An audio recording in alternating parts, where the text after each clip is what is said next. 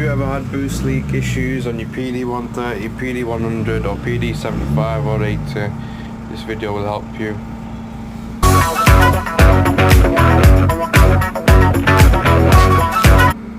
So first things first, what you want is a bit of hairspray. This helps the joints stick together.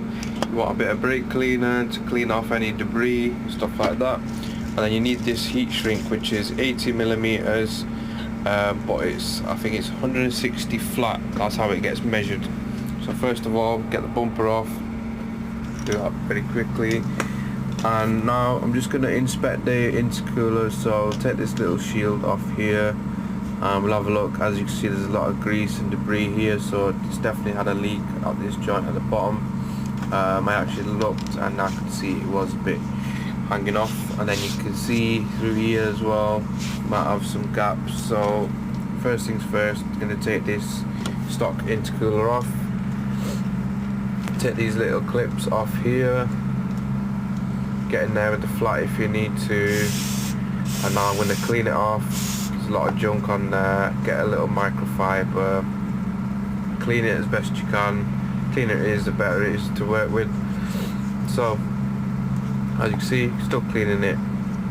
Now we've got the pipe, giving it a good spray around these joints. There's no like gunk in there. Then you get the hairspray, you spray it inside here. It doesn't matter if you've had screws in there, just get this piece in first and then just put the screws back in. The whole point is we want to reuse what we've got.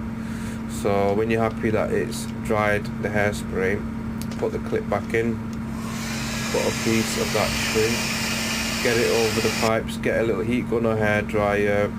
As you can see, just work around it, and then for extra strength I've gone for the cable ties. I'll get this other piece off and I'll show you.